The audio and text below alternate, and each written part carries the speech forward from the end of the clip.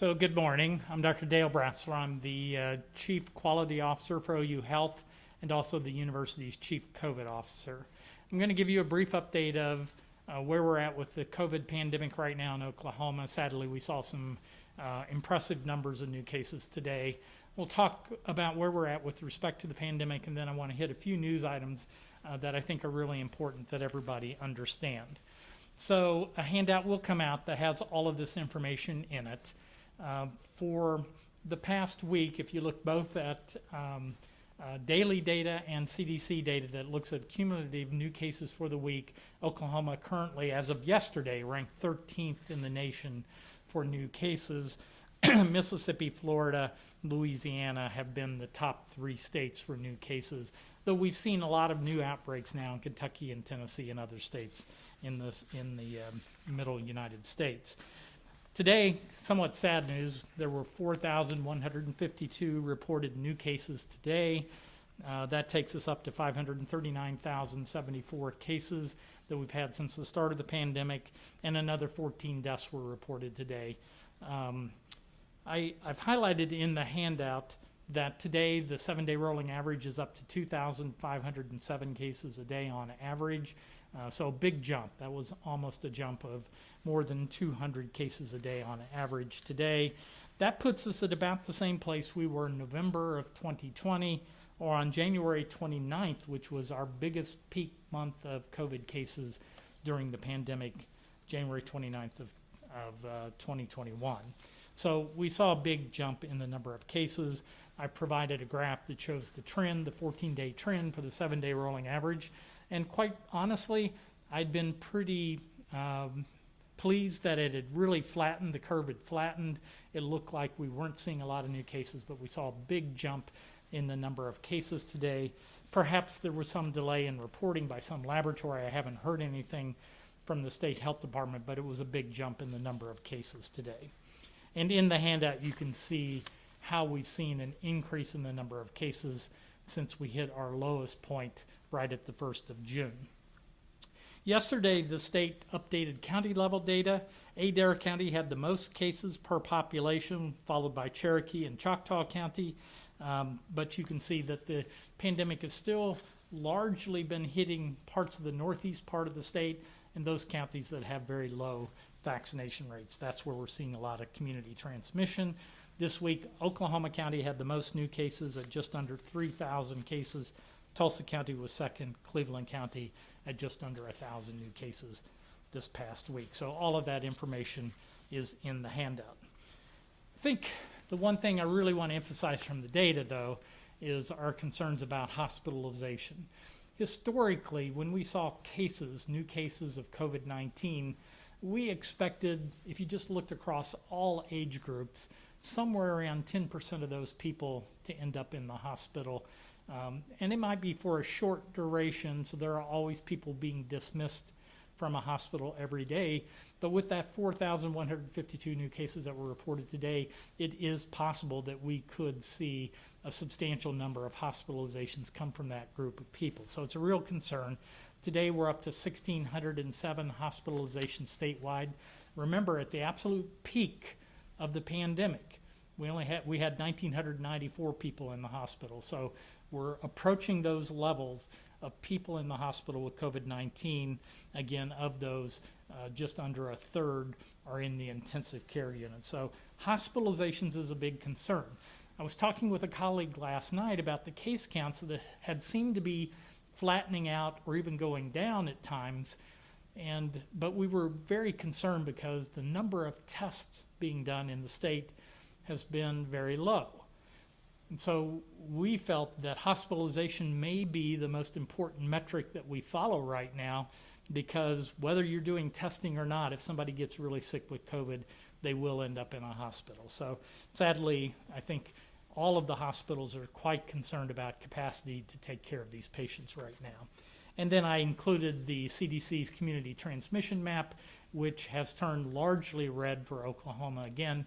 And so in most counties, CDC is recommending that you wear a mask anytime you're at an indoor event around other people. So that's where we're at with respect to the data today. And again, I think today's data should be a bit sobering. One of the things that we've been watching for is a jump in cases because schools have reopened.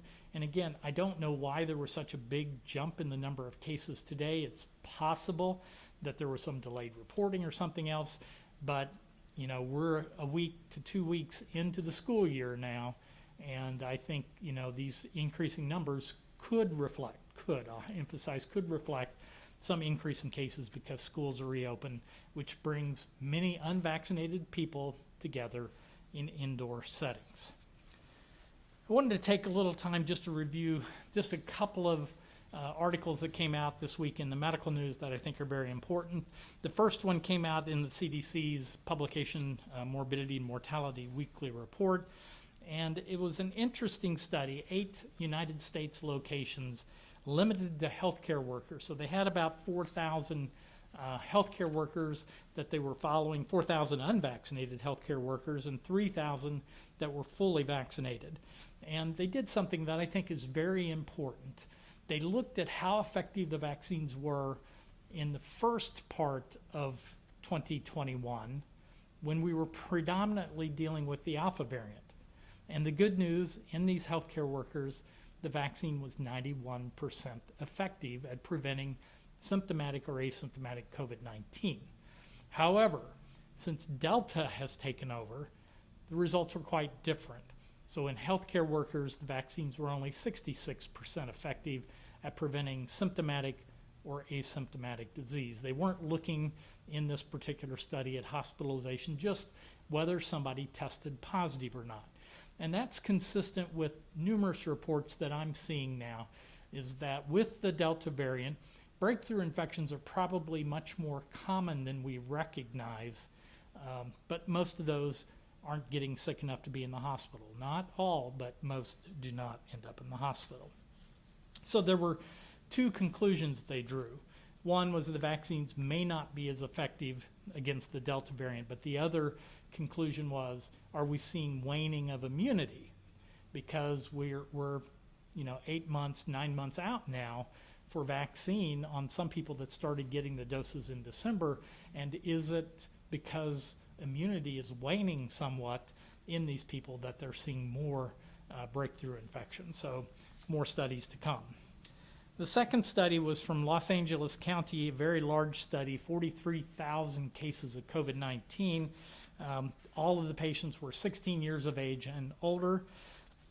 And what they found was they had 10,895 cases. 25% of the cases happened in fully vaccinated people. Again, a theme that I'm seeing increasingly, that the proportion of people who are fully vaccinated that are getting infected with COVID-19 is much, much higher than this 0.2%, 1% that I keep seeing people throw around, because they're not looking at the impact of the Delta variant. They're looking at the start of the pandemic. They had 30,000 cases, however, in unvaccinated individuals, but most importantly, only 3.2% of those that were fully vaccinated ended up in the hospital.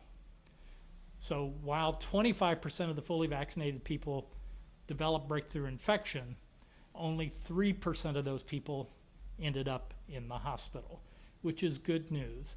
And that's very similar to other vaccines, such as influenza vaccine, because people who are fully vaccinated that get the flu shot each year, they may get the flu, but they're much, much less likely to end up in the hospital. We're seeing the exact same thing with the COVID vaccine.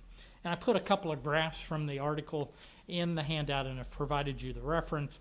But when you look at the graphics, it becomes really easy to see that unvaccinated had higher rates of COVID infection, and they were much, much, much more likely to end up in the hospital than fully vaccinated individuals. So an important study that again shows us that while you may have a breakthrough infection, being fully vaccinated, you're unlikely to end up in the hospital. Another study that I found to be very interesting, a very well methodologic study that came out of China, was looking at 730 people who were infected with COVID-19, and then they carefully studied all of the people that were around them. And what they found was that the risk of infection of the people around them was greatest from about 2 days before the index case had symptoms to about 3 days after the onset of symptoms. That, too, is similar of other respiratory viruses like the flu. When you get the flu, you can spread the infection before you even have symptoms. And this particular study showed that in the 2 days before you develop COVID symptoms, you may be out there spreading the virus. So that's very, very important. It was a very well done study. And again, I've included it in the handout and one of the graphics from the study that shows that that's when most of the infections occurred. I wanted to give a quick plug for monoclonal antibody treatment. I know I've seen a number of news stories about monoclonal antibody clinics treating people who are symptomatic, but I want to make sure that people understand that we now have emergency use authorization to give monoclonal antibodies to high-risk patients who've been exposed to somebody with COVID-19 but haven't even tested positive yet. You do not have to have a positive test to qualify for monoclonal antibodies. Monoclonal antibodies are very effective. In the study for what we call post-exposure prophylaxis, that's somebody with high-risk condition exposed to somebody with COVID who hasn't even tested positive yet, monoclonal antibodies were 76% effective at preventing serious COVID disease. And in people who are infected, positive tests, now starting to have symptoms, high risk, and we give them monoclonal antibodies, in those studies, 70% reduction in serious COVID infections. Monoclonal antibodies need to be given as soon as possible after exposure. Monoclonal antibodies are highly underutilized. A lot of people are getting treatments that have not been shown to be beneficial, but monoclonal antibodies are very beneficial, and so I tell patients to seek it out, talk to their doctor, make sure that you have access to monoclonal antibodies if you get exposed to somebody with COVID-19, because it can dramatically reduce your risk of serious disease. And I put in the handout the list of high-risk conditions for which people should be concerned about. And then my last one that I wanted to mention was a study that came out from the Kaiser Family Foundation and the Peterson Foundation yesterday that looked at the costs of COVID-19. I've mentioned this in several presentations before, but just in the months of June and July of 2021, they estimated that COVID-19 hospitalizations among the unvaccinated, who are the people who are most likely and most commonly ending up in the hospital, cost the United States just over $2 billion. And I've been talking about this a lot because I also put in a slide that talks about how many private insurers now, they used to drop all copays and additional payment associated with a COVID hospitalization, but most of them are dropping that now because they feel that COVID-19 is a preventable disease if you get vaccinated. So if you get COVID and end up in the hospital, don't be surprised if you're fully responsible for copays, deductibles, and things like that, because many private insurance companies now are dropping that exemption. Medicare will keep the exemption for now until the public health emergency is over. And the last slide in the handout that I mentioned was one that I pulled and I showed to a group of doctors not long ago. COVID-19 is going to leave a whole wake of medical debt in the United States. So I'm going to stop there and answer any questions. Since you were talking about monoclonal antibodies, that led to questions about the ivermectin, which we previously spoke with the head of the poison control because they've been seeing an increased number of people that are asking about it. Can you explain, a reporter at Cape was asking if you can just explain the difference in how a virus and a parasitic infection work, which is what ivermectin treats, right? Yeah, so ivermectin is an anti-parasitic drug primarily used to treat worms that occur in cattle and in horses. They live in the GI tract and deprive the horse or the cattle of nutrients. So parasites are living organisms. They often live in another species, like humans or cattle or horses, and they do that so that they can take the nutrients from that other living host. But they are fully alive. So think about roundworms. Those are parasites that infect another person, versus a virus is not a living organism in that it cannot replicate, it cannot grow until it infects something. Virus has to infect something to replicate, to grow, and then to spread to other hosts. But without that interaction, a virus cannot grow. Antiparasitic drugs, in particular ivermectin, there have been studies that have been suggestive in COVID that it might be beneficial, but recent analyses by the NIH and by the United Kingdom have shown that there's no clear evidence that it's helpful. And as you know, people, particularly people with underlying things like liver disease, may have toxic side effects from ivermectin. So I tell people that ivermectin should only be used for COVID in the context of a clinical trial, where the patients are well controlled, watched, monitored. It should not be used. Do not get veterinary ivermectin to treat it. Monoclonal antibodies, on the other hand, are highly effective. 70 to 75% reduction in the risk of severe COVID disease, and people aren't getting those because they aren't being prescribed often enough. So I want to make people aware that monoclonal antibodies are very important for taking care of patients, both who are exposed to COVID, but also those who have symptomatic COVID if they have risk factors for severe disease. On the numbers that you were giving earlier, how impactful on those numbers do you think that children being back in school are? Yeah, it's a good question. We don't know. I mean, so kids are back in school, K through 12. Some of them opened to about 2 weeks ago. We know the Delta variant, you actually see symptoms pretty quickly, sometimes within 3 to 4 days of exposure. So we've been watching the numbers very carefully, and we really hadn't seen a jump. As I mentioned, the 7-day rolling average for the past 2 weeks had actually been pretty flat. But then we see a big jump today. So I don't know whether that reflects that, some laboratory wasn't reporting their data and it dumped it into the state health department, or we're starting to see the impact of schools reopening now, more kids being infected. And again, most kids won't end up in the hospital, but their parents, grandparents, aunts, uncles may. So that's our concern with COVID in schools. Do we think that the reason we're seeing more impact in children is the Delta variant? Well, so there's been a lot of debate. Does Delta variant preferentially infect kids? Kids are under-vaccinated. So below the age of 12, they can't get the vaccine, and Delta variant is highly contagious. So we're seeing more kids get infected, in part just because we're seeing more infections that are occurring, particularly in the unvaccinated, and particularly with Delta variant, which is highly transmissible. So a lot of people believe that the increased kid numbers that we're seeing simply reflect that you have a very contagious virus that's spreading among people who are unvaccinated. And even in K through 12, in the kids who are over the age of 12, only about 1 in 5 are vaccinated. So most of the kids in those schools are not vaccinated. How are hospitals dealing with this current surge?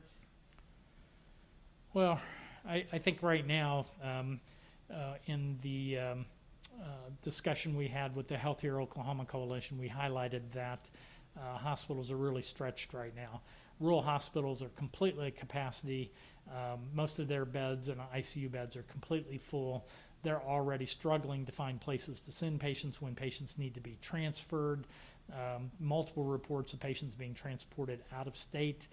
The metropolitan hospitals, Tulsa's been hit particularly hard because the pandemic really came into Oklahoma and hit northeast Oklahoma first, but the Oklahoma City area hospitals have all seen marked increases in their COVID census, and there's a nursing shortage at the same time. So it all goes together to create a real crisis in the hospitals.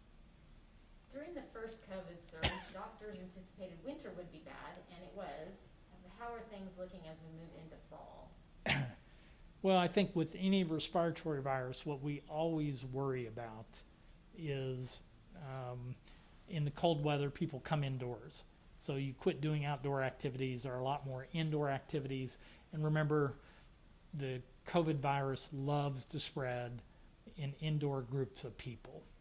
So that's what we worry about. I don't know how to predict what might happen this year because we're seeing now a summertime surge with the Delta variant, which is spreading very rapidly. Most of us expect that the surge from Delta variant will start to decrease. We'll start to see those case numbers go down.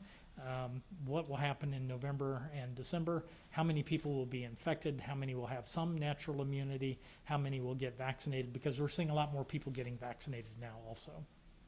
Sounds like another holiday season of not so many family gatherings. I think at the moment I'd have to say that's likely that we will be suggesting that people limit their holiday gatherings. Had Christmas come in June, we might have said, have a good time, but right now cases are way back up. So we'll have to see what's happening. So are we anywhere near reaching herd immunity, or will we be? Yeah, so I think I mentioned that in last week's press briefing that some people believe we can't get to herd immunity with the Delta variant. It's too contagious, spreads too rapidly. Once anybody that's unvaccinated is around somebody that's infected, they're likely to get infected because of the contagiousness of the virus. So I don't know how to predict herd immunity with Delta variant. It's just so contagious and spreading so rapidly. Any word on when kids 5 to 11 might start being eligible for vaccination? Yeah, so I know the studies are ongoing. 5 to 11-year-old children will likely get the first recommendation for younger people getting the vaccine. I'm hoping within a couple of months, but I don't have a crystal ball on when FDA will do that. I think the other thing that we got a lot of people talking about, doctors asking about, can I go off-label and use the Pfizer vaccine for younger kids? FDA and CDC have come out with a strong recommendation that you don't do that because we don't know what dose of the vaccine will be recommended for that age group. I think the one thing I did want to mention that will be coming up soon is boosters. Of course, we already have authority to give booster doses of the Pfizer vaccine and Moderna vaccine to people who are immunocompromised, particularly organ transplant, cancer patients, people like that, HIV and others. And it's reported that in September we will be given the green light to start doing booster dose in people who are at least 6 months beyond their second dose. We know that Pfizer put out data this week that a booster dose triples your antibody levels in the blood, and Johnson & Johnson in a press release, I haven't seen actual data, suggested that a second Johnson & Johnson dose increases antibody levels 9-fold. So I think it's likely that we'll see recommendations for booster doses. And this person is asking if you can just explain how much why the booster would be helpful in anyway. Yeah, so why would you get a booster dose? So a couple of things. So I showed you the one study that showed that in healthcare workers, nurses, doctors, and others, paramedics that were in the study, that the vaccine was only 66% effective against Delta variant. So if you give a booster dose, you'll dramatically increase your antibody levels, which may provide additional protection against Delta infection. But also, we know that particularly in the elderly and people who have any immune or underlying diseases, oftentimes their antibody levels will wane over time, go down. So as I mentioned, Pfizer says that if you take a booster, you'll get a tripling of your antibody levels, and Johnson & Johnson in their press release said that it was a 9-fold increase in antibody levels. So again, it's just to boost the immune system, get more antibodies to protect you from the variants that are circulating. And is it 2 weeks after the third that you'll be back up to maybe where you were in immunity? Yes, so it's actually pretty fast, but within 2 weeks of that booster dose, you would expect to be at full immunity. And do you foresee this being an annual booster shot? Yeah, it's a great question. The question is, do I perceive this being an annual booster shot? And I don't know. And the reason I say that is I don't know what COVID will be doing in 2022. If we don't see any new variants that take over, perhaps we'll get back to down to where we were in June with low daily case numbers. I think COVID's going to be around, and I think we will be vaccinating people for a long time, but I'm hopeful that we're dealing with an endemic disease with low case counts, not a pandemic disease. Okay, this is about, this reporter said Wednesday's epidemiology report showed lower breakthrough hospitalizations and deaths from J&J vaccine compared to others. Is this a sign of vaccine performance, or do you feel it's statistical? I think it's probably, so the question is, in the weekly epi report, they reported the number of people that are hospitalized with breakthrough infections, and they suggested that breakthrough infections were a little less likely with Johnson & Johnson. I will point out that when you look at the total numbers of doses of Johnson & Johnson versus Pfizer and Moderna, we've given a whole lot more Pfizer and Moderna than we have Johnson & Johnson. So I think you have to be very cautious about interpreting a percentage of breakthrough cases based on that 1 month, that data that they put into the report. And then this question is just, can you just sort of explain about when developing a treatment for COVID, or really for anything, how much time and resources are needed to study that treatment before the medical community feels safe about giving the green light to use it? Well, some of my colleagues were talking about that. With COVID, it hasn't been that hard because, in the United States, we've had more than 600,000 deaths from the disease and 37 million cases. So you can start a clinical trial with a treatment for COVID-19, whether we're talking about something to prevent the disease like a vaccine, or a treatment to reduce mortality for patients that get hospitalized. It doesn't take that long to recruit patients because there are so many. So that's why some of the studies with COVID-19 have been coming out quite rapidly. Very large studies. I gave you an example of a 43,000 person study that was done over a 2-month period in Los Angeles County. There are so many people getting infected that it actually doesn't take long to show whether your treatment or your prevention is effective or not. So I'll highlight that I don't talk about it often, but there have been now studies of antibiotics, of vitamins, of zinc, and none of them have shown that any of those therapies reduce the risk or progression of COVID-19. And again, it doesn't take long to do those studies because there are so many people infected. Excellent, that's it. That's all we have. All right, very good.